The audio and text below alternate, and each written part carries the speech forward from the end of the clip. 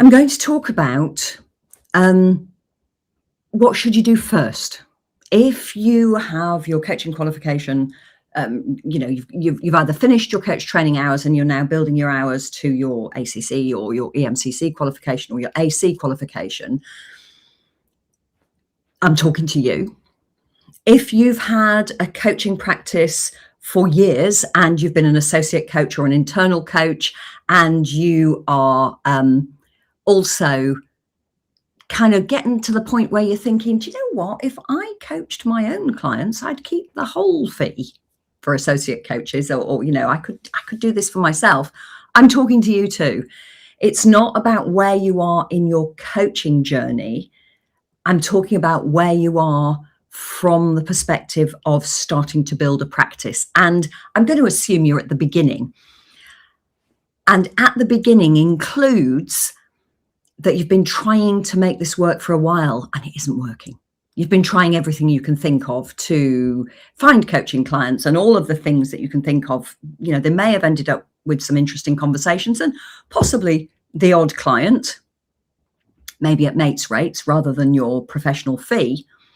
But all of you, I'm counting as being at the beginning of building your coaching practice. So that's who I'm talking to today. Now, I know you may well have heard me talk about this, but I'm going to talk about it again. A financially viable coaching practice has two skill sets in equal measure, and I tend to think of it as an old-fashioned weighing scale. Now, this concept of a weighing scale works really well because the part that I want you to understand is that all of your coaching skills, every certificate, practitioner certificate, qualification, personality profiling tool, everything that you have that you whip out when you're talking to your clients, when you're actually delivering coaching, they all sit on one side of these scales, and that's your delivery side. Now, on the other side of those scales sit the skills that you need to create the opportunity to do that delivery. Now, these are client acquisition skills. The skills that sit on the delivery side of your business are not client acquisition skills. Coaching is a tool that we use to deliver fantastic transformation to our clients, and we may use it along with other things, lots of other things. Apparently about 93% of us have portfolio businesses, but they are not client acquisition tools. Client acquisition tools, they are a separate skill set. And so the reason that I'm kind of saying I'm talking to all of you as if you are beginners, so unless you have an effective client acquisition pipeline that's delivering clients who pay a professional rate to you on a regular basis, I'm talking to you. So what do I need to do first? The very first thing is to accept that you don't know anything about how client acquisition works. And I can feel the blow to the ego that can send, and I really don't mean to. So please don't go, oh, she's talking crap, and walk away. Let me explain why I'm saying you don't know anything about client acquisition. One of the reasons that so many of us fail to build a thriving coaching practice is because we think we know how client acquisition works, because logically we just let everybody know that we now have, we've now got a private practice, or that we're accepting private clients if we perhaps have got years of associate work under our belts. We let people know, we cast our net wide, and we talk to as many people as we can possibly talk to about our coaching business. Now, if you've tried that, you've probably found that it's not working. And it's really, really frustrating when you find it isn't working. But that's normal, because actually, that's not how effective client acquisition works. So I'm going to break client acquisition down into marketing and sales. Now, marketing is the part that gets the person sitting down in front of you to have a sales conversation. And the sale is the moment at which you have help them understand that the problem that they have can be overcome by working with you. It's a moment in the customer journey from never having heard of you to finishing a coaching package with you and being absolutely thrilled to bits because their life has transformed. You know, coaching is a superpower. It's an absolute superpower, but it's one that is missing from the world because, not because we're not, you know, our profession doesn't have absolutely brilliant coaches, because it does have brilliant coaches. What it doesn't have is enough coaches who are able to articulate the value of coaching in a way that non-coaches can assimilate. And that's what marketing is. In fact, honestly, that's all that marketing is. Now, the reason that we can't assimilate what we do in a way, that we can't articulate the value of what we do in a way that non-coaches can understand, is because we tend to sit on this side of our business when we're trying to do that. So we describe the coaching process. Now, the problem with that, people don't buy processes. You know, when we are buying something, we don't buy processes. Actually, there is one exception. We will buy the coaching process because we understand it and we know how fantastically effective it is. And that's why we will buy the coaching process. There is a reason that so many coaches end up coaching coaches. And for the record, I don't coach coaches. I mentor them. I teach them step by step how to build a financially viable coaching practice. So we're going to sit here on the creating the opportunities to do the delivery, and we're going to talk about what the very, very first thing is. So number one, accept that you don't know what you're doing. And let me reassure you that I don't mean that to be such a dig to your ego. We have worked with, in fact, we are currently working with coaches who have entire careers in marketing, a degree and an entire career in marketing. And they have come to us and said, you know, I know how to sell this. How do I sell this? I can't make all of my skills and knowledge that I've had, you know, that I've developed over the years. I can't make it apply to my own practice. Now, you know, there's one really significant reason why that's the case, and that is that our education systems are designed to create employees, not entrepreneurs. And again, we can get very caught up in semantics. Some coaches don't like the idea of being an entrepreneur or a business owner, but that's what you need to become. So the first thing is to accept that you don't know what you're doing. Now, when you can approach learning about client acquisition from the humble position of accepting that you don't know what you're doing, all the doors open. Now, the reason that is so hard for us to accept is, well, twofold really. Number one, we weren't told when we started our coach training, you know, back in the day when we first became coaches, when we first went through our training, we weren't told that what we were learning was only half of what we needed. And some coach training organizations do have like a bolt-on on about client acquisition or business development, they tend to euphemistically call it. And it can be a business mastermind, maybe. It can be a whole bunch of videos. I've recently seen loads of videos that one coach training organization has, the owner of it has created. And whilst they're nice videos, the advice contained within them is not enough. It's not, people who follow it will not find the clients that they're hoping to find. And I've seen other coach training businesses who have like maybe a bolt-on that's perhaps £1,000, £1,500, something like that. And it's a series of videos and workbooks, and you kind of work through it on your own.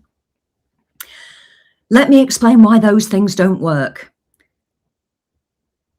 Well, number one, they're not filling the knowledge gap properly. They're not. I've yet to come across a coach training organization who teaches this in enough detail.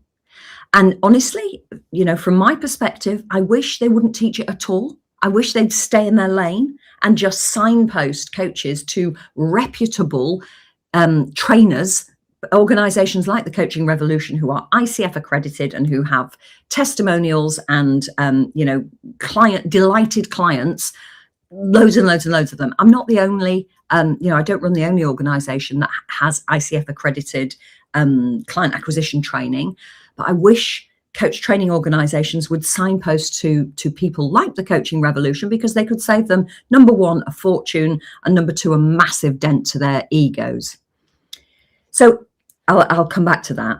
So if we accept that we don't know what we're doing, I started to explain why that's hard, didn't I? Let me go back to that. The reason it's hard is because coaches are very clever. As a rule, we are very clever people, and very clever people are very good at improvising and having that improvisation work. And we've done it our whole lives. Most coaches are we come to coaching later in life and later in our careers. And so we have had decades of experience of winging it, and our winging it working. And all of a sudden it's not. Now, number one, that's massively confronting for us, because we're good at winging it. We're good at improvising and using our brains and kind of making something work. Normally, when we're winging it within the sphere, of our knowledge and expertise. And marketing is not within our knowledge and expertise. It's not. And accepting that is the first step, the very, very, very first step. But there are a number of first steps. So the very first step is accepting that you don't know what you don't know. Now, I've come across a book recently, over the last couple of days, that's like AI for coaches. This is everything you need. And I looked at it, and it misses the foundational stuff. It says, hey, create content and automate that content and fill your practice. And the problem with that is, until you've done the foundational stuff, creating content is pointless. By content, I mean articles and posts and podcasts and videos and maybe books, etc. Creating that content before you know who you're talking to is a waste of your time and energy. So back to this bunch of firsts, the first things you should be doing. Accept that you don't know what you're doing. And then the next thing is to understand that if it isn't focused, it isn't marketing. We cannot market to anybody who wants to reach a goal, or professionals who are struggling with whatever they're struggling with, because professionals isn't specific enough. If it isn't focused, it isn't marketing. It's just writing or talking. It's not marketing. Now, if I say to coaches, who is your marketing focused on, or what's your niche, or what's your target audience, they'll say to me either, oh, I'm a transformational coach, or a transitional coach, or a mindset coach, or a change coach. Those are job titles. Those are made up job titles or titles of qualifications. That's not a target audience or a niche. A target audience is a very specific group of people. And the reason that we kind of hang on to job titles is because we've always had one in our career.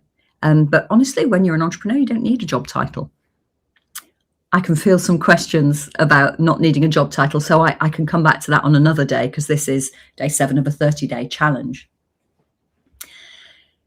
So choosing a niche or a target audience is far more involved than you might think it is.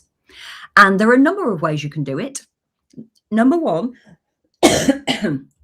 excuse me, you can sit down and go back through your knowledge and experience and find a group of people whose language you speak and who have a problem that is pressing enough for them to want to pay a professional rate. Now, that's really easy for me to say, and it's really hard to do. So there are a number of ways you can do it. You could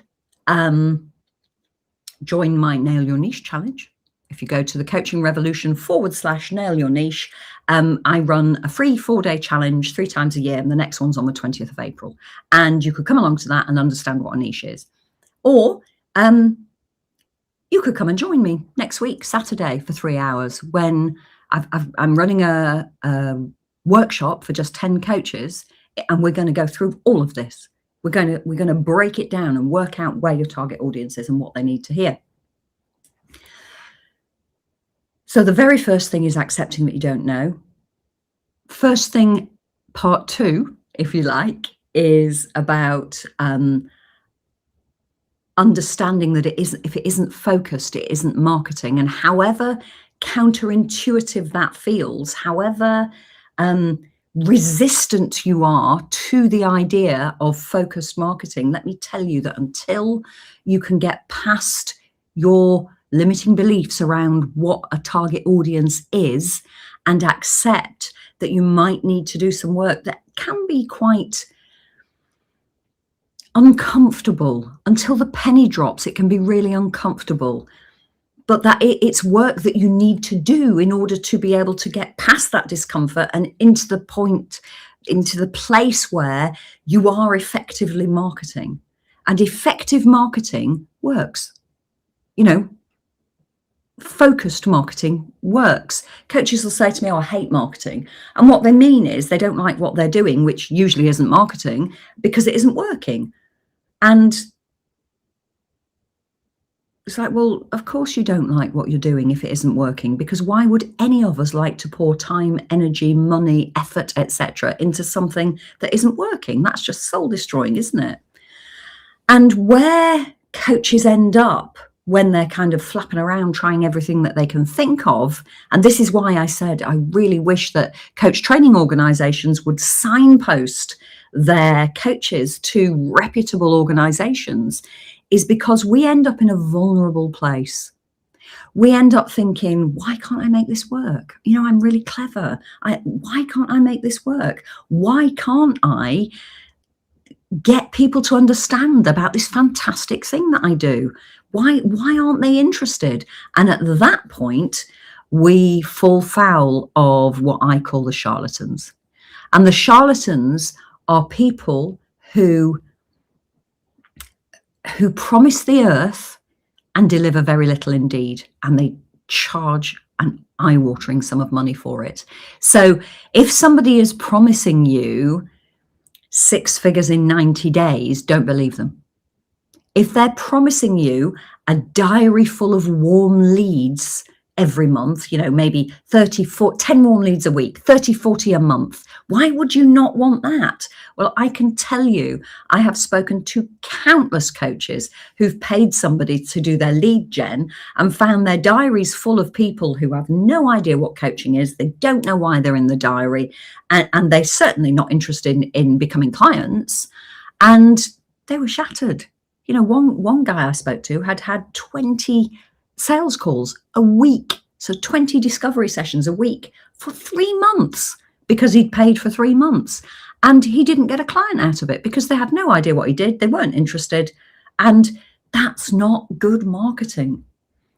Good marketing means that by the time somebody lands in your diary, they know who you are, they know what you do, they know you do it for people like them, and they know what it costs.